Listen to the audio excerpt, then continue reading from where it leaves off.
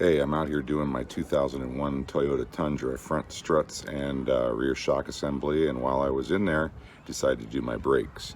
There's all kinds of great videos out there on YouTube on how to do brakes and strut assemblies, and I just wanted to let you know that this Toyota strut assembly is very easy to do as long as you take some precautionary measures.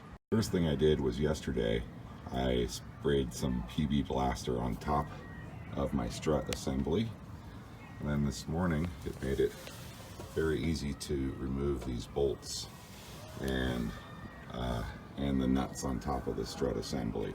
And the main thing is, I have my vehicle jacked up on jack stands. My tires are fully blocked and braced, and I have my tire up under the side for an additional safety. And I just popped those struts right in. The key thing was I used a piece of 2x between here and the carriage of my body to pry down, and use a drift pin to align myself on this side. Passing the bolt through made it extremely easy. Nothing hard about it. And then just bolted it all back together. Took about maybe less than a half hour per side once I had the vehicle jacked up. But while I was in there, I noticed that my brake pads down here we're getting pretty low, especially on the other side. And so what I'm doing now is I'm collapsing. I have my reservoir drained. I've pumped out everything out of the reservoir, and now I'm down here and I'm using a spring clamp to collapse the cylinders inside of here so that I can put the new pads on and put this back together. This too is a very easy job, and my rotors are in good shape. No real grooving or anything because I'm catching it ahead of time, and I will just put new pads on and allow them to seat to the existing grooves in this rotor. I'm not going to microsurface this off. I got the least expensive replacement pads. They're soft, they will wear out quickly, but they will also save my rotors from getting too much wear. And since I can change my brake pads myself, and I feel more confident with me doing it than a lot of the mechanics I've seen lately, I feel pretty good about just putting on cheaper brake pads. I can do two changes for the price of one if I get these slightly cheaper pads. Socket wrench, so it has a socketing end up on the top of my 14mm nut, and then down here I'm grabbing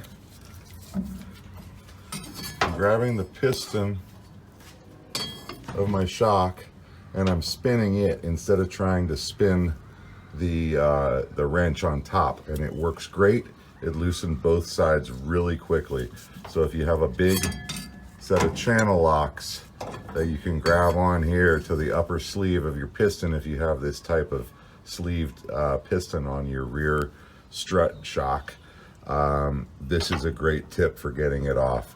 It loosened mine. I put a little PB Blaster on there last night and then did this, and they popped right off. I got one in about 15 minutes. I'm already on to the second one. So there's my little tip for the day.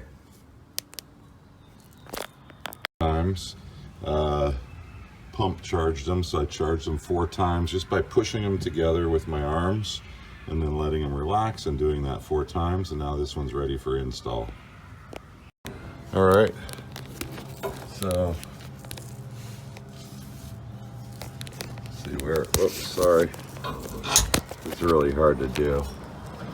All right, so I'm just I have the new bushings and washers on here, and I'm just sliding them up into the hole, and then aligning myself down under here, and I'll slide that in and put my bolt in. New strut has a 17 instead of a 14 mil, so I'll be using a 17mm ratcheting wrench on top of this in order to tighten it off, like I just showed you how I loosened the old one off.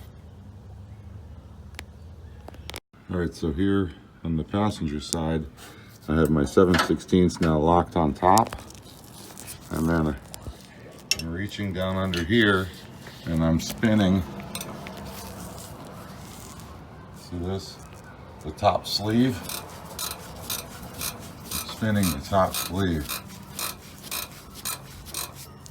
And engaging. Hang on a second. I have to flip that over. I'm engaging the thread. Like that. And then what's happening up here is the bolt is traveling up into my nylock.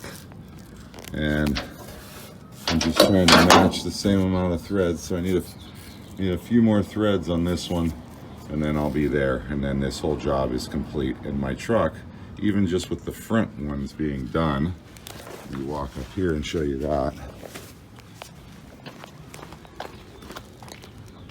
So, all new front struts, front brakes, and the truck is driving so much better.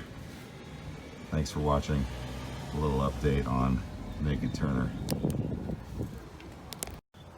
So here are the parts I ordered. DTA ride control, and there's your numbers right there.